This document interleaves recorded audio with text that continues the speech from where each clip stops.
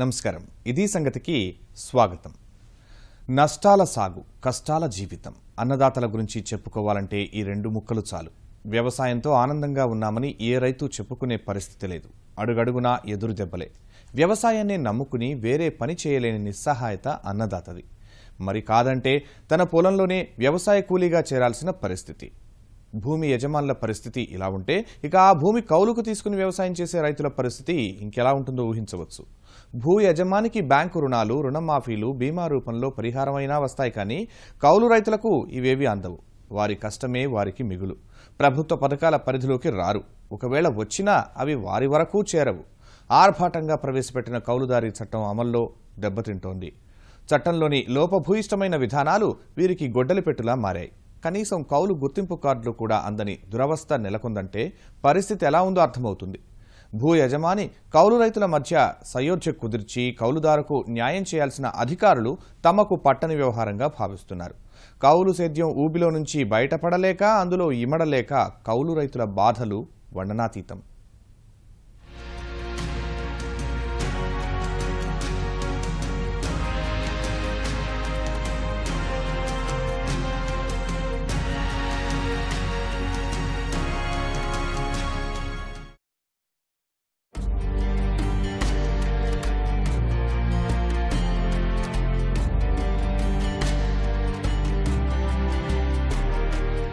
వానచీనుకు పలకరింపుతో కౌలు రైతులు ఖరీఫ్ సాగుకు సిద్ధమయ్యారు. గత పంటకాలంలో నష్టాల నుంచి తేరుకోకముందే ఖరీఫ్ రానే వచ్చింది. రబీ మిగిల్చిన కన్నీళ్లను దిగమింగుతూనే కష్టాల ఖరీఫ్ సేద్యానికి కాడెత్తుకున్నారు. గతేడాది కౌలు రైతులు పంట సాగు చేసి తీవ్రంగా నష్టపోయారు. సకాలంలో కురవని వర్షం, ప్రకృతి వైపరీత్యాలు, తెగుళ్లు, తగ్గిన దిగుబడులు, గిట్టుబాటు కాని ధరలతో కుదేలయ్యారు. ఈ నష్టాన్ని ఈసారైనా పూడ్చుకుందామని ఆశల సాగుకు సన్నద్ధమయ్యారు. ఆదిలోనే హంసపాదు అన్న చందంగా కౌలుదారులకు ఈసారి బ్యాంకులు మొండిచేయి చూపాయి. పెట్టుబడి ఖర్చులకు చేతిలో చిల్లిగవ్వలేక గొడ్డు, గోద, నగానట్ర తాకట్టు పెట్టి పంట సాగు చేపట్టారు. ఈసారైనా 4 బస్తాలు అధికంగా పండి 4 రాళ్లు మిగులుతాయన్న గంపెడాశతో పంట చేలో హలం చేపట్టారు. పెరిగిన పెట్టుబడి ఖర్చులు తడిసి మోపెడవుతుంటే తగ్గుతున్న దిగుబడులతోనే కౌలు రైతులు ఏటా నష్టాలు చవిచూస్తున్నారు. అదనంగా ఏటికేడు పెరుగుతున్న కౌలు ధర చెల్లింపులు గోరు చుట్టుపై రోకటిపోటులా బాధిస్తున్నాయి. ఓవైపు కౌలు చెల్లింపులు, మరోవైపు ఉత్పాదక ఖర్చులు పెరగడం, ఆశించిన స్థాయిలో అందని దిగుబడులు కౌలు రైతు కష్టాలకు కారణమవుతున్నాయి. ఎకరం 30 బత్తాల కాడికి 28, 29, 30 కాడికి అవుతున్నాయి. ఆ 30 బత్తాలు తెచ్చినా కానీ 14 బత్తాలు కౌలు 15 బత్తాలండి. దానికి ఆ కౌలు ఇచ్చి కతిమది లెక్క చూసుకునే దానికి అప్పు మిగులుతుంది. అప్పు ఒరిగడ్డి కూడా అమ్మినా కానీ నాకు 7 అప్పు తీరలా. ఇక ఏం చేయ మానేసేదారని చూస్తున్నాం. మానేసేస్తే బతకలేము. ఏం మిగిలితే అలాగే మరి ఎక్కడ కష్టం. రైతులు కష్టపడితే ఒక్కో సంవత్సరం మిగిలితేనే ఒక్కో సంవత్సరం నష్టపోతాం. 2 ఏళ్ళ నుంచి పంటలు లేవు. మనిషి ఒక 70,000, 60,000 ఇలా అప్పుల్లో పడ్డావు. ఈ సంవత్సరం అలా తమాంచి కూకున్నారు. ఏమంటే పంటలు లేవు కదా అని అంతే. ఆ పంటలు లాభం మేమేం చేయమే, మాకే లేవు కదా అంటున్నారు వాళ్ళు. కౌలు రైతులు కానీ వెళ్తున్నాం కానీ బ్యాంకులకి లోన్లు ఏమి ఇస్తలే. అది అంటున్నారు, అది దానికి లింక్ చేయాలంటున్నారు. రైతుని రమ్మంటున్నారు. రైతే రారు కదా, మనం లోన్ తీసుకుంటుంటే రైతు రారు కదా. రైతు ఏమో మాకేం సంబంధం లేదు, ఇస్తే తీసుకోండి లేకపోతే లేదు అని కనీసం వాళ్ళ పాస్బుక్లు కూడా మనకి కనీసం నెంబర్ కూడా ఇస్తలేదు. అందువల్ల ఇక రైతులు వారుగా తెచ్చుకుని ఇబ్బందులు పడుతున్నాం. వ్యవసాయ రంగంలో వస్తున్న నష్టాలు భరించలేక రైతులు ఈ రంగం నుంచి తప్పుకుంటున్నారు. వ్యవసాయాన్ని వదిలి ఇతర వ్యాపకాల్లో స్థిరపడుతున్నారు. నష్టాలతో సేద్యం నుంచి రైతులు వైదొలుగుతుంటే కౌలు రైతులు ఈ రంగంలోకి దిగుతున్నారు. వ్యవసాయ కూలీలైన లక్షలాది మంది కౌలు రైతులుగా మారుతున్నారు. రాష్ట్రంలో 60% భూములు కౌలు రైతుల చేతుల్లో ఉన్నాయంటే పరిస్థితి ఎలా ఉందో అర్థమవుతుంది. సుభిక్షమైన 3 పంటలు పండే ఉభయ గోదావరి, కృష్ణా, గుంటూరు జిల్లాల్లో కౌలు రైతులు 70% పైనే ఉన్నారు. రాష్ట్రంలో 24 లక్షల మంది కౌలు రైతులున్నారు. అధిక శాతం పొలాల్లో కౌలుకు చేస్తూ జీవనం సాగిస్తున్నారు. వీరంతా సాధారణ రైతు కూలీలే. కాస్తో కూస్తో వెనకేసుకోవచ్చన్న ఆశతో కౌలు సేద్యంలోకి దిగారు. ఇందులోకి దిగాక ముందు నుయ్యి, వెనుక గొయ్యిలా పరిస్థితి తయారైంది. నష్టాలు మినహా ఇందులో ఎలాంటి ఆదాయాన్ని అందుకోలేకపోతున్నారు. ఎకరం వరి బాగా పండితే 30 బస్తాల దిగుబడికి మించటం లేదు. 15 బస్తాలు కౌలు చెల్లింపులు పోను, మిగతా 15 బస్తాలు మాత్రమే కౌలుదారుకు దక్కుతుంది. ఎకరాకు 25,000 రూపాయలు పెట్టుబడి పెడితే 16,500 రూపాయలు వస్తోంది. ఇంటిలిపాది రెక్కల కష్టం చేయటం వల్ల ఈ నష్టాన్ని పూడ్చుకుంటున్నారు. అది మిగలవండి. వాళ్ళకి 16 బస్తాలు కట్టుబడి పోవాలండి, 20,000 పెట్టుబడి అవుతుందండి. 16, 20, 35 బస్తాలు అవుతుందండి. మాకు మిగిలేదు ఏం లేదండి. కాకపోతే 3 పిల్లలు కష్టపడుతున్నాం, తినడానికి గింజలు ఉంటాయి అని ఆశపడి చేయటమే కానీ ఏం కౌలుదారుల మీద ఏం మిగలవండి. 16 బస్తాలు కౌలండి, 20,000 పెట్టుబడి అవుతుందండి. మొత్తం మీద ఏదైనా కానివ్వండి, దుక్కు కానీ దమ్ము కానీ ఊడుపు కానివ్వండి, సమభాగం 20,000 అవుతుందండి మొత్తం సంస్థానికి. ఏమైనా మిగిలితే తిట్టడం లేదా ఒరిగడి పొరలు చూడటం మన పని కదండి. ఏం చేస్తామండి మరి, అదే పద్ధతి ఏం చేస్తామండి, తప్పదేక ఈ కూలి నాలు చేసుకుని ఇంకా దాన్ని చూసుకొని చేయడం అంతవరకు. ఇప్పుడు ఎలా గిట్టుబడి సార్, గిట్టుబడి ఎక్కడ ఏదండి, గిట్టుబడి రేట్ లేదు, ధాన్యం రేట్ లేదు. ఇటు ఏమో ఇత్తనాల రేట్లేమో 30 కేజీలు 950 ఇలాగ అంటున్నారు ఇత్తనాలు. ఆ ఇత్తనాలు కొనుక్కోవాలి, దానికి మళ్ళీ ఏమో ఇత్తన శుద్ధికని మందు కలుపుకోవాలి, మరి దానికి నార్మల్ పోసి దానికి పెట్టుబడులు యూరియా పొటాసు ఇవన్నీ వేసుకొని తతంగా ఉంది. 2,000 రూపాయలు ఇచ్చినా కూడా గిట్టుబడి అవ్వదు. ఏదంటే ఏదో ఏదో కష్టపడి అలాగే కష్టపడి సొంతంగా చేసుకొని ఏదో లాగుతున్నారు. ఇది పరిస్థితి అండి రైతుది. నిజానికి 90% మంది కౌలు రైతులు నష్టాలతోనే కౌలు సేద్యాన్ని చేస్తున్నారని సామాజిక అధ్యయనాల కమిషన్ నిగ్గు తేల్చింది. కౌలు రైతులకు సేద్యంలో ఏమాత్రం గిట్టుబాటు కావటం లేదని క్షేత్రస్థాయి పరిశీలనలో వెల్లడైంది. కౌలు చెల్లింపుల ధరలు విపరీతంగా పెరిగాయి, పెట్టుబడి వ్యయం పెరిగింది. అందువల్ల రైతులకు ఏమాత్రం మిగలడం లేదు. కౌలుదారీ చట్టంలో కౌలుధర విషయం ప్రస్తావన లేకపోవటం వల్ల తీరని అన్యాయం జరుగుతోంది. వీటికి తోడు పంట దిగుబడులు నానాటికి తగ్గుముఖం పడుతున్నాయి. ప్రకృతి వైపరీత్యాలు, తెగుళ్లు, సరైన సమయంలో ఎరువులు, పురుగుమందులు వినియోగించకపోవటం వంటి కారణాలతో ఆశించిన స్థాయిలో పంట దిగుబడులు ఉండటం లేదు. ఉభయ గోదావరి జిల్లాలో సగటున 35 బస్తాల వరి దిగుబడి వస్తోంది. కృష్ణా డెల్టాలో 30 బస్తాలు, మిగతా ప్రాంతాల్లో 25 బస్తాలకు మించటం లేదు. దిగుబడి 40 బస్తాలకు పెరిగితే కౌలు రైతుకు లాభం చేకూరుతుంది. పెట్టుబడి ఖర్చులకు డబ్బు తేలేని రైతులు సకాలంలో సాగు పనులు చేయటం లేదు. ఈ కారణంగా పంట దిగుబడులు తగ్గుతున్నాయి. ప్రకృతి వైపరీత్యాలు వస్తే పెట్టుబడి మొత్తం నష్టపోతున్నారు.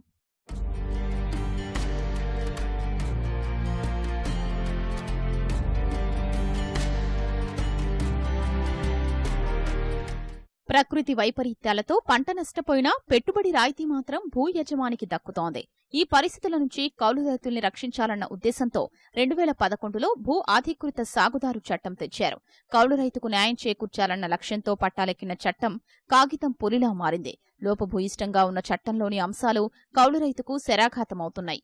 పంట సాగు చేస్తున్నా ప్రభుత్వం నుంచి వచ్చే లబ్ధి మాత్రం భూ యజమానికి దక్కుతోంది. పెట్టుబడి రాయితీ నుంచి పంట బీమా, పథకాల రాయితీలు, పంట రుణం ఇలా అనేకం భూ యజమాని ఖాతాల్లోకి వెళుతున్నాయి. 2011లోకి తెచ్చిన కౌలుదారీ చట్టంలో కౌలు రైతుకు గుర్తింపు ఉండాలని పేర్కొన్నారు. సర్వే నంబర్, పాసు పుస్తకాలు వంటి షరతులు పెడుతుండటం వల్ల కౌలుదారులకు గుర్తింపు కార్డులు దక్కటం లేదు. ఈ గుర్తింపు కార్డుల ద్వారానే పంట రుణం కూడా పొందవచ్చని పేర్కొన్నారు. కానీ ఆచరణలో అమలు కనిపించడం లేదు. ఏది గుర్తింపు కార్డులు ఇచ్చారు కానీ రుణం ఇవ్వట్లేదండి. రుణమాఫీ అవ్వలేదు మీకు, మాకు అప్పుడు ఇచ్చారు 3 సంవత్సరాల క్రితం మడిచికి 10,000 ఇచ్చారు. ఆ 10,000 రుణమాఫీ అవ్వలేదని కొంతమందికి అయింది, కొంతమందికి అవ్వలేదు. ఇప్పుడు బ్యాంకులకి వెళ్తే మీకు రుణమాఫీ అవ్వలేదు, అది కట్టమంటున్నారు. మమ్మల్ని కొత్త అప్పు ఇచ్చేది లేదంటున్నారు. రుణాలు ఇస్తలేదండి.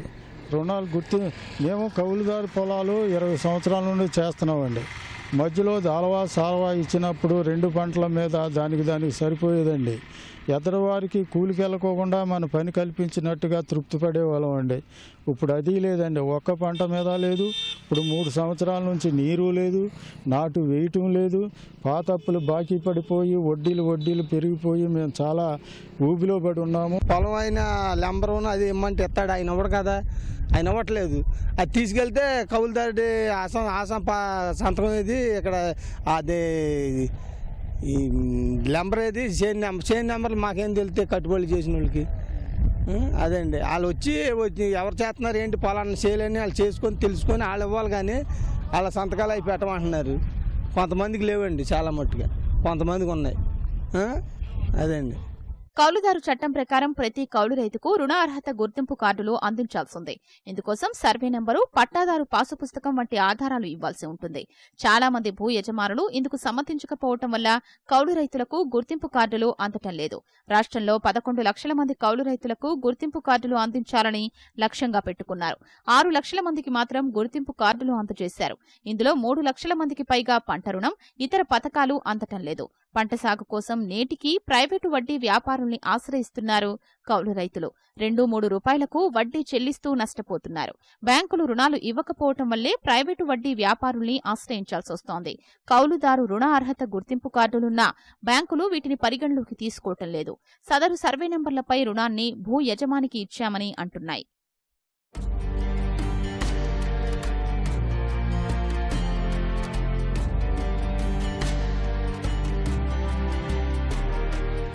ఇప్పటికే 98% మంది భూ యజమానులు తమ పొలాలపై పంట రుణాలు పొందారు. ఒకే సర్వే నెంబర్పై రెండో రుణం అందించలేమని బ్యాంకులు పేర్కొంటున్నాయి.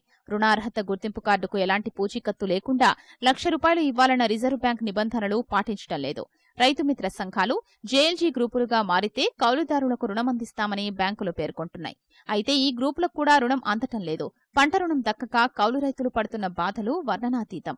ప్రకృతి వైపరీత్యాలతో పంట నష్టపోతే బీమానైనా దక్కుతుందంటే అది అందటం లేదు. పంట బీమా భూ యజమాని పేరు మీద చేయిస్తున్నారు. వచ్చిన బీమా మొత్తం ఆయన ఖాతాలోకే వెళుతోంది. పంట నష్టపోతే ప్రభుత్వం అందించే పెట్టుబడి రాయితీ కూడా దక్కని దురవస్థ నెలకొంది. ₹1,00,000 వరకు రిజర్వ్ బ్యాంక్ గైడ్లైన్స్ ప్రకారం హామీ లేదు. రాష్ట్ర ప్రభుత్వం జీరో వడ్డీ పథకం ₹1,00,000 వరకు ప్రకటించింది. కాబట్టి దీని ఆధారంగా ప్రతి కౌలు రైతు కూడా ₹1,00,000 పంట రుణం ఇవ్వాలని చెప్పేసి కొడతా ఉన్నాం. ఈ రోజున పెద్ద నోట్ల రద్దు తర్వాత ఈ రోజున గ్రామాల్లో అప్పులు దొరకట్లేదు. రెండోది ధాన్యం కొనుగోలుకు సంబంధించి లివీ పద్ధతిని ఎత్తేసిన తర్వాత కూడా గ్రామాల్లో కమిషన్దారులు ఎక్కడ కూడా అప్పులు ఇవ్వడం లేదు. అంటే ప్రైవేట్ అప్పులు దొరకని పరిస్థితి ఏర్పడింది. రెండో వైపు బ్యాంకులు అప్పులు ఇవ్వడం లేదు. ఇట్లాంటి పరిస్థితుల్లో వ్యవసాయం చేయాలంటే భారీల మెడలో పుస్తులు తాకట్టు పెట్టి వ్యవసాయం చేయాల్సిన దుస్థితి వాళ్ళ కౌలు రైతులకు ఏర్పడింది. ఓనర్స్ ఎక్కువగా ముందుగా క్రాప్ లోన్స్ తీసుకున్నారు. కేసీసీ స్కీమ్ పథకంలో తీసుకుని వాళ్ళే పావలా వడ్డీ పథకం, మళ్ళీ సెంట్రల్ గవర్నమెంట్ 3% ఇన్సెంటివ్ సబ్వెన్షన్స్ అవి పొందుతున్నారు. ఒక ల్యాండ్ మీద ఒకరికే లోన్ తీసుకోవాలి కాబట్టి మళ్ళీ ఇప్పుడు ఎల్ఈసి కార్డు మన తహసీల్దార్ గారు ఇచ్చినాక వాళ్ళు పట్టుకొని వెళ్తే ఆల్రెడీ ఓనర్ తీసుకున్నారనే పద్ధతిలో వాళ్ళని ఇప్పుడు యాక్చువల్గా కల్టివేట్ చేసే వాళ్ళకి కొన్ని కేసెస్లో ఇవ్వడం జరగట్లేదు. కౌలు రైతుల్ని ఆదుకునేందుకు ఇప్పటికైనా ప్రభుత్వం చర్యలు చేపట్టి వారికి న్యాయం జరిగేలా చూడాల్సిన అవసరం ఉంది. కౌలు చట్టాన్ని చిత్తశుద్దితో అమలు చేసి పొలం చేసే రైతుకే పెట్టుబడి రాయితీ, పంట బీమా అందేలా చర్యలు చేపట్టాలి. కౌలు రైతులందరికీ రుణ అర్హత కార్డులు అందించి రుణ సౌకర్యం కల్పించకపోతే కౌలు రైతులు ఇక జీవితంలో వ్యవసాయం వైపు చూడలేని పరిస్థితులు నెలకొంటాయి. గుంటూరు ప్రభుత్వ సమగ్ర వైద్యశాల జీజీహెచ్కు సుస్థి చేసింది. సర్వజన ఆసుపత్రిలో పరిస్థితులు అంతుపట్టకుండా తయారయ్యాయి. జిల్లా నలుమూలల నుంచి నిత్యం వేలాది మంది రోగులు ఇక్కడికి వస్తూ ఉంటారు. సేవలు అందించాల్సిన వైద్యులు, సరిపడా సిబ్బంది మాత్రం కనిపించరు. ఫలితం రోగుల తాకిడికి తగ్గట్లు వైద్య సేవలు అందడం లేదు. సేవలు, వసతుల పరంగా ఒకటా రెండా ఎన్నో సమస్యలు పట్టిపీడిస్తున్నాయి. వార్డుల్లో మంచాలు సరిగా ఉండవు, పరుపులు చిరిగిపోయి ఉంటాయి. రోగులకు అవసరమైన ఏవీ సరిగా అందుతున్న దాఖలాలు కనిపించవు. వారికి తోడుగా వచ్చేవారి అవస్థలు సరే. ఎన్నో నిధులు వెచ్చించి అభివృద్ధి చేస్తున్నా ఏదో ఓ చోట సౌకర్యాలలేమి కొట్టొచ్చినట్లు కనబడుతోంది. అధికారుల పర్యవేక్షణ సరిగా లేకపోవడంతో సిబ్బంది నిర్లక్ష్యంగా విధులు నిర్వహిస్తున్నారనే విమర్శలు వినిపిస్తున్నాయి. ఆ పరిస్థితిని మార్చేందుకు ఒకప్పుడు ఇక్కడ చదువుకున్న పూర్వ విద్యార్థులు, ప్రవాసాంధ్రులు ఆసుపత్రి అభివృద్ధికి తమ వంతుగా సాయం చేస్తున్నారు. కానీ ఆ ఒక్కటే సరిపోదు. ప్రభుత్వం కూడా తన వంతుగా చర్యలు తీసుకుంటే జీజీహెచ్కు మళ్లీ పునర్వైభవం కలుగుతుంది.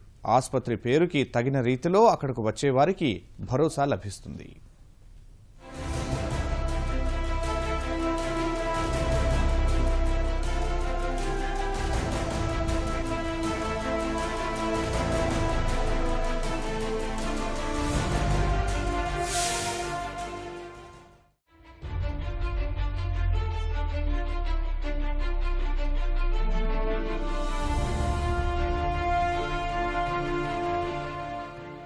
గుంటూరు సర్వజనాసుపత్రి జీజీహెచ్ కోస్తాంధ్ర ఆరోగ్య ప్రదాయినిగా పేరొందింది. రాష్ట్ర విభజన తర్వాత నవ్యాంధ్రప్రదేశ్లో మరింత కీలకంగా మారింది. ఈ ప్రభుత్వ బోధనాసుపత్రి చరిత్రలో ఎన్నో విజయాలు, మరెన్నో వివాదాలు కనిపిస్తాయి. నిరుపేద గుండెకు భరోసా ఇచ్చేలా ఎన్నో శస్త్రచికిత్సలు ఉచితంగా నిర్వహించారు. 2 అరుదైన గుండె మార్పిడి శస్త్రచికిత్సలు నిర్వహించి ఇక్కడి వైద్యులు ప్రైవేటుకు తీసిపోమని చాటారు. వైద్యారోగ్య శాఖ మంత్రి కామినేని శ్రీనివాసరావు స్వయంగా మోకీలు ఆపరేషన్ చేయించుకొని సర్కారు ఆసుపత్రులపై ప్రజలకు నమ్మకం కలిగించేందుకు ప్రయత్నించారు. అయితే పిల్లల అపహరణ, పారిశుధ్య లోపం, ఎలుక కరిచి శిశువు మృతి చెందిన ఘటనలు జీజీహెచ్ ప్రతిష్టను మసకబార్చాయి. స్థూలంగా చూస్తే జీజీహెచ్ చరిత్రలో మెరుపులు మరకలు రెండూ ఉన్నాయి. గుంటూరు సర్వజనాస్పత్రి 1939లో చిన్న వైద్యశాలగా ప్రారంభం కాగా 1946లో ప్రభుత్వ వైద్య కళాశాలకు అనుబంధంగా బోధనాస్పత్రిగా మార్పు చెందింది. తర్వాతి కాలంలో వైద్య సేవల పరంగా క్రమంగా విస్తరించి కోస్తాంధ్ర ప్రజల పాలిట కల్పతరువైంది. ప్రస్తుతం గుంటూరు జిల్లాతో పాటు ప్రకాశం, నెల్లూరు, కృష్ణా, పశ్చిమ గోదావరి, తూర్పు గోదావరి జిల్లాల ప్రజలు జీజీహెచ్ సేవలు పొందుతున్నారు. సర్వజనాస్పత్రికి రోజుకు 2000 నుంచి 3000 మంది రోగులు వస్తుంటారు. వారితో పాటు సహాయకులను కలిపితే ఈ సంఖ్య 5000 పైమాటే. ఓపీ వద్ద విపరీతమైన తాకిడితో గంటల తరబడి నిల్చోవాల్సి వస్తోంది. ఇక ఇన్పేషెంట్గా చేరేవారికి, ముఖ్యంగా బాలింతలకు మంచాలు సరిపోక ఇబ్బందులు పడుతున్నారు. ఒక్కో మంచంపై ఇద్దరేసి పడుకునే సందర్భాలు సర్వసాధారణమయ్యాయి. ఆస్పత్రిలో 1177 మంచాలుండగా ఇవి ఏ మూలకు చాలటం లేదు. రోగుల అవసరాల రీత్యా వైద్య సిబ్బంది అత్యవసర సమయాల్లో అప్పుడప్పుడు ప్రత్యేకంగా బెడ్లు ఏర్పాటు చేస్తున్నారు. ఇప్పుడు ఇక్కడ అన్నీ చేయటం బాగానే చేస్తున్నారు. కాకపోతే ఇక్కడ మంచాలు పెంచటం కానీ లేదు. మంచంలో ఇరుకు, వాటర్ ప్రాబ్లంగా ఉంది. అంతా వర్కర్లు బాగానే చేస్తున్నారు కానీ ఇక్కడ పరికరాలు సరిలేవు. అసలు మెయిన్ అది. మనకు దాన్ని డీటెయిల్స్గా తెలుసుకోవడానికి మనం తెలియగలగల వాళ్ళం కాదు, పెద్దవాళ్ళు. అంతేగాని ఏదో వచ్చాము, వారం ఉండము, వెళ్ళిపోతున్నాం. తగ్గిపోయింది. అప్పుడు మీద ఇప్పుడు జనం ఎక్కువ పెరిగారు. ఇక్కడ ఇరుకైపోయింది. నీళ్లు లేవు. నీళ్ళది కొంచెం ఇబ్బందిగా ఉంటుంది. బాత్రూంలోకి వెళ్ళాలన్నా చేయాలన్నా కానీ నీళ్ళది కొంచెం ఇబ్బందిగా ఉంటుంది. ఈ మంచాలు కూడా ఇంకా పెంచితే ఇంకా బాగుంటుంది. ఉన్న వాటి వరకు ఉంచుతున్నారు, తక్కువ పంపిస్తారు కదా. ఇంకా ఎక్కువ వచ్చినా కానీ ఇబ్బంది లేకుండా ఇంకా 4 మంచాలు ఇంకా ఎక్కువ పెంచితే వచ్చేసి శుభ్రతగా ఉంటుంది. అది ఆస్పత్రిలో ఉచిత మందులు అందుబాటులో ఉండటం లేదు. కొందరు వైద్యులు ప్రైవేటు కంపెనీల కొమ్ము కాస్తూ వాటి మందులనే రోగులకు సూచిస్తున్నారనే ఆరోపణలున్నాయి. సదరు సంస్థల మెడికల్ రిప్రజెంటేటివ్లు ఆస్పత్రిలో దర్జాగా సంచరిస్తూ వ్యాపార కార్యకలాపాలు నిర్వహించుకుంటున్నారు. సిబ్బంది కూడా వీరిని చూసి చూడనట్టు వ్యవహరిస్తున్నారు. ఈ క్రమంలోనే మొన్ని మధ్య ఆస్పత్రి తనిఖీకి వచ్చిన కలెక్టర్ కోన శశిధర్ ఈ విషయాన్ని గమనించి 2 మెడికల్ రిప్రజెంటేటివ్లను అరెస్టు చేయించారు. ఇక ఇంతటి పెద్దాస్పత్రిలో కీలకమైన ఎంఆర్ఐ సేవలు లేవు. ఆరోగ్యశ్రీ కార్డుదారులైతే వైద్యుల సిఫార్సుల మేరకు ఈ సేవలను బయటే పొందుతున్నారు. ఏటా ఇందుకోసం జీజీహెచ్ ప్రైవేట్ నిర్వాహకులకు 2 కోట్ల మేర చెల్లిస్తోంది. ప్రస్తుతం ప్రభుత్వ ప్రైవేటు భాగస్వామ్యంతో ఎంఆర్ఐ యంత్రాన్ని ఏర్పాటు చేసేందుకు ప్రయత్నాలు జరుగుతుండగా దక్కించుకునేందుకు రాజకీయ నేతల సంబంధీకులు రంగంలోకి దిగారు. ప్రస్తుతం అందుతున్న సేవలపై రోగులు తీవ్ర అసంతృప్తి వ్యక్తం చేస్తున్నారు. మా ఫాదర్కి హార్ట్ ప్రాబ్లం కూడా వచ్చాము. వస్తే ఇక్కడ వచ్చిన తర్వాత దాదాపు 1 అవర్ వెయిట్ చేసాము బయట. మేము ఓపీ రాయించిన తర్వాత మెడిసిన్ ట్రీట్మెంట్ కూడాను అంత అనుకూలంగా లేదు. మేము ఫలానా ప్రాబ్లం అంటేనే జస్ట్ చెక్ చేయటం, ఆ తర్వాత ఏదో ఓరల్గా మెడిసిన్స్ రాయడం, ఆ మెడిసిన్స్ కూడాను ఆ మెడికల్ ల్యాబ్కి వెళ్తేనేమో వేరే స్లిప్ చేయండి అని మళ్ళీ పంపడం. ఆ విధంగా పేషెంటు 2 రకాల మానసికంగాను అదేవిధంగా ఆర్థికంగాను ఇబ్బంది పడుతున్నాడు. బయటికి వెళ్ళి టాబ్లెట్స్ తెమ్మంటున్నారు. సో ఈ విధంగా ఈ గవర్నమెంట్ హాస్పిటల్ ఇంకా మెరుగైనటువంటి వైద్య సేవలు అందించాలని ప్రభుత్వాన్ని కోరుతున్నాను. సరిగ్గా చూడటం లేదు. రోజు వస్తున్నాం, తిరుగుతున్నాం. తిరిగే ఓపిక లాగా పిల్లకి అక్కడ లైన్లో నుంచోపెట్టి నేను ఇక్కడ వచ్చి కూర్చున్నానండి. ఇది పరిస్థితి. మీరు కంప్లైంట్ ఇచ్చిన 10 రోజుల మటుకి బాగా చూస్తారు, మళ్ళీ తర్వాత చూడరు, పట్టించుకోరు. ఇది హాస్పిటల్ యథా ప్రకారం. వార్డు బాయ్ పట్టించుకోరు, డాక్టర్లు పట్టించుకోరు, సరిగ్గా ఎవరు పట్టించుకోరు. నాకు కళ్ళు కానరాదు, ఒక కన్ను కనపడిద్ది. నేను 10 రోజులు హాస్పిటల్లో ఉండిపోయాను, పట్టించుకోలేదు. దవాఖానాలో పారిశుధ్యం గురించి ఎంత తక్కువ చెప్పుకుంటే అంత మంచిదేమో. లక్షలాది రూపాయలు గుత్తేదారుకు ధారపోస్తున్నా ఫలితం అంతంత మాత్రమే. ఆరోగ్యంగా ఉన్నవారు కూడా ఇక్కడి అస్తవ్యస్త పరిస్థితులతో అనారోగ్యం పాలవడం ఖాయం. రోగుల వార్డుల్లో ఎలుకలు ఇష్టారాజ్యంగా తిరుగుతాయి. వాటిని అరికట్టేందుకు తీసుకుంటున్న చర్యలు ఏమాత్రం ఫలితాన్నివ్వటం లేదు. అసలే వర్షాలు పడుతున్న తరుణంలో ఆస్పత్రికి జ్వరాలతో వచ్చేవారి సంఖ్య పెరుగుతోంది. ఇలాంటి సమయంలో పారిశుధ్యలేమి అసలుకే మోసం తెస్తోంది. ఈ సమస్యలన్నీ ఒక ఎత్తైతే తాగునీటి సమస్య మరో ఎత్తు. ఇంత పెద్దాస్పత్రిలో తాగేందుకు నీరు లేక, బయట కొనుక్కోలేక రోగులు, బంధువులు అల్లాడుతున్నారు. ఆస్పత్రికి నగరపాలక సంస్థ నుంచి వచ్చే నీరు ఏ మూలకు చాలటం లేదు. జీజీహెచ్లో రోజుకు 8 లక్షల లీటర్ల నీటిని వినియోగిస్తున్నారు. కార్పొరేషన్ ద్వారా 6 లక్షల లీటర్లు సరఫరా అవుతుండగా ఆస్పత్రిలో బోర్ల ద్వారా మరో 2 లక్షల లీటర్ల భూగర్భ జలాల్ని పొందుతున్నారు. శస్త్రచికిత్స పరికరాల శుభ్రత కోసమే కనీసం 4000 లీటర్లు అవసరం. ఈ నీటి కొరత మూలంగా ఒక్కోసారి ఆపరేషన్లు నిలిచిపోతున్నాయి. రోగుల దుస్తులు ఉతికేందుకు కూడా భారీగా నీరు అవసరం.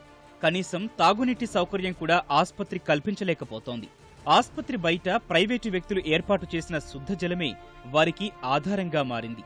గతంలో రోగుల సౌకర్యం కోసం ప్రైవేటు భాగస్వామ్యంతో మినీ శుద్ధజల ప్లాంటును ఏర్పాటు చేశారు. సరిపడా నీరందక అది కూడా మూతపడింది. విధి లేక డబ్బులిచ్చి బయట నుంచి నీళ్ల బాటిళ్లు కొనుక్కుంటున్నామని రోగులు వాపోతున్నారు. ఏం లేదు, అక్కడ హాస్పిటల్లో నీళ్లుండవు, బాత్రూంలో అసలు నీళ్లుండవు, బయటకు వచ్చి పట్టుకొని వెళ్ళాలా. అట్లా చేసేటండి, జనాభాకి ఇబ్బందిగా. రోజు ఇంతే, అసలు బాటిల్ అసలు నీళ్లు రావండి, బాత్రూమ్ అస్సలు రావు బాత్రూమ్. గుంటూరు సర్వజనాస్పత్రిలో అత్యవసర చికిత్సలు సహా అన్ని రకాల సేవలు అందుబాటులో ఉన్న రోగుల తాకిడికి తగ్గట్టుగా వైద్యులు, వైద్య సిబ్బంది సంఖ్య పెంచటం లేదు. మంజూరైన పోస్టులను సైతం భర్తీ చేయడం లేదు. బోధనాస్పత్రి కావడంతో 12 ప్రొఫెసర్ పోస్టులు, 5 అసోసియేట్ ప్రొఫెసర్ పోస్టులు, 55 అసిస్టెంట్ ప్రొఫెసర్లు ఉండాలి. ఇక నర్సులు, ఇతర సిబ్బందిని ఎన్నాళ్ల నుంచో భర్తీ చేయడం లేదు. గుంటూరు సర్వజనాస్పత్రిలో అన్ని రకాల పోస్టులు కలిపి మొత్తం 317 కాగా 128 ఖాళీలు ఇంకా భర్తీ కావాల్సి ఉందంటే పరిస్థితి ఎంత దీనంగా ఉందో అర్థం చేసుకోవచ్చు. అసిస్టెంట్ ప్రొఫెసర్ల కొరతతో అత్యవసర సమయాల్లో జూనియర్ వైద్యులకు దిశానిర్దేశం చేసేవారు కరవయ్యారు. సరే, ఓ సిలోన్ బాటిల్ పెట్టలేదు, ఇది లేదు, 10 టాబ్లెట్లు ఇచ్చారు. 3 రోజుల్లో నాకు ఆ టాబ్లెట్లు వాడటం సరిపోయింది. బ్లడ్ నర్సులు తీసుకురావడానికి 100 రూపాయలు ఇస్తేనే లోపల తీసుకొస్తామన్నారంట. ఈ ప్రస్తుతానికి ఇట్లా బాగానే ఉంది, అప్పుడు ఏమొద్దు, నువ్వు డిశ్చార్జ్ అయిపోయి 1 రోజు ఉంచుతామని చెప్పేసి నాకు చెప్పేసి డిశ్చార్జ్ పెట్టారు. నాకు ఇప్పుడు మళ్ళీ అప్పుడే డిశ్చార్జ్ 1 రోజు ఉంచుతున్నారు. పక్కన మనిషి ఉన్న వాళ్ళని కొద్దిగా అటు ఇటుగా 2-3 రోజులు ఉంచుతున్నారు. మనిషి లేకపోతే మటుకు ఎట్లా పడితే అట్లా చూస్తున్నారు. ఈ చేతికి కూడా 5 సార్లు చేశారు ఆపరేషన్. మెకానిక్ పని చేసుకునేవాడిని కుడి చేత్తో. ఇవాళ మెకానిక్ పని చేసుకోలేక నా భార్య పిల్లల వల్ల గొడవైంది, నా తల్లిదండ్రుల వల్ల గొడవైంది. నేను వాళ్ళ రోడ్డును పడ్డా. 2014లో అందుబాటులోకి వచ్చిన పొదిల ప్రసాద్ భవన సముదాయంతో ఉపశమనం కలిగినప్పటికీ ఇప్పటికీ వసతి సమస్య పీడిస్తూనే ఉంది. ప్రవాసాంధ్రులు, పూర్వ విద్యార్థులు జీజీహెచ్ అభివృద్ధికి బాసటగా నిలుస్తున్నారు. ఓ విధంగా చెప్పాలంటే వారి సహకారం లేకుంటే జీజీహెచ్ పరిస్థితి మరింత దయనీయంగా ఉండేది. ప్రస్తుతం ఆస్పత్రి ఆవరణలో 29 కోట్ల రూపాయల వ్యయంతో క్యాన్సర్ ఆస్పత్రి నిర్మిస్తుండగా ఇందులో ఏకంగా 16.5 కోట్ల రూపాయలు నాట్కు అందిస్తోంది. 65 కోట్ల రూపాయలతో తల్లి పిల్లల ఆస్పత్రి నిర్మాణానికి రంగం సిద్ధమైంది. ఇందులో కేంద్ర ప్రభుత్వ వాటా 20 కోట్లు, రాష్ట్ర ప్రభుత్వ వాటా 15 కోట్లు కాగా మిగతా 30 కోట్లను భరించేందుకు గుంటూరు వైద్య కళాశాల పూర్వ విద్యార్థుల సంఘం ముందుకొచ్చింది. ఇంకా క్షేత్రస్థాయిలో పనులు ప్రారంభం కావాల్సి ఉంది. మరోవైపు 7.65 కోట్ల ప్రభుత్వ నిధులతో సీనియర్ రెసిడెంట్ల కోసం బ్లాక్ నిర్మాణ దశలో ఉంది. మరో 10 కోట్లతో నిర్మించనున్న సర్వీస్ బ్లాక్ నిర్మాణానికి సన్నాహాలు జరుగుతున్నాయి. ఇలా కీలకమైన ఆస్పత్రి భవనాలు వివిధ దశల్లో ఉన్నాయి. ఇవన్నీ పూర్తయితే రోగుల కష్టాలు కొంతమేరకు తీరే అవకాశం ఉంది. గతంలో ముఖ్యమంత్రి చంద్రబాబు ఆస్పత్రిలో అభివృద్ధి పనులకు 4 కోట్ల రూపాయలు మంజూరు చేశారు. సాంకేతిక కారణాలతో అధికారులు వీటిని ఇప్పటికీ విడుదల చెయ్యలేదు. ఓపీ బ్లాక్ వద్ద లిఫ్ట్ సదుపాయానికి 56 లక్షలు, తాగునీటి ఓవర్ హెడ్ ట్యాంకు, సంపు, ఇతర పునరుద్ధరణ పనుల కోసం 1.6 కోట్లతో ప్రతిపాదనలు పెండింగ్లో ఉన్నాయి. ఆస్పత్రిలో వ్యర్థాల నిర్వహణ కోసం సీవరేజ్ ట్రీట్మెంట్ ప్లాంట్ నిర్మాణం జరగాల్సి ఉంది. ప్రధాన ఆస్పత్రికి పొదిలి ప్రసాద్ బ్లాకు మధ్య కనెక్టింగ్ కారిడార్ నిర్మాణానికి 50 లక్షలు అవసరం. ఇవన్నీ కార్యరూపం దాల్చాలంటే ప్రభుత్వ సహకారం అవసరం. మనకి ఆల్రెడీ కన్స్ట్రక్షన్ వర్క్స్ దాదాపు 120 క్రోర్స్కి సంబంధించిన సివిల్ వర్క్స్, కన్స్ట్రక్షన్ వర్క్స్ కొన్ని స్టార్ట్ అయినాయి, కొన్ని స్పీడ్గా జరుగుతున్నాయి, కొన్ని just about to be started. So ఇవన్నీ ఒక 1.5 year 2 years కాలంలో మొత్తం అన్నీ పూర్తయ్యి ఈ మనకి మెయిన్గా స్థలానికి సంబంధించిన అకామిడేషన్ ప్రాబ్లం అనేది డెఫినెట్గా తీరడానికి ఎక్కువ అవకాశం ఉంది. Aadhaar based biometric attendance system అనేది ఆల్రెడీ స్టార్ట్ అయింది. సో ఇది ఆధార్ బేస్డ్ బయోమెట్రిక్స్ ఇది పెట్టడం వలన ఇన్పర్సనేషన్ అంటే ఒక వ్యక్తి బదులు ఇంకొక వ్యక్తి వేయటం అనేది అసంభవం. ఖచ్చితంగా అది ఆ వ్యక్తి చేస్తేనే అటెండెన్స్ నమోదవుతుంది. సో అది ఇంట్రడ్యూస్ చేయడం జరిగింది. రాజధాని ప్రాంతంగా గుర్తింపు పొందడంతో జీజీహెచ్పై ఒత్తిడి పెరిగింది. రానున్న రోజుల్లో పరిస్థితి మరింత కఠినతరంగా ఉండబోతోంది. అందుకే ప్రభుత్వం తక్షణమే ఆస్పత్రిలో మౌలిక వసతులను మెరుగుపరిచి వైద్యులు, వైద్య సిబ్బంది ఖాళీలను భర్తీ చెయ్యాలి. పారిశుధ్యాన్ని మెరుగుపరిచి ఆస్పత్రి పరిసరాలను అందంగా తీర్చిదిద్దాలి. ఎన్నో ఆశలతో సర్కారు దవాఖానకొచ్చే పేద ప్రజలకు అపర సంజీవనిలా మార్చాలి. ప్రైవేటుకు దీటుగా శస్త్రచికిత్సలు చేసే పరిస్థితి కల్పించాలి. ఇలా చేస్తే జీజీహెచ్కు మళ్లీ పాత రోజులు వస్తాయనడంలో ఎలాంటి సందేహం లేదు.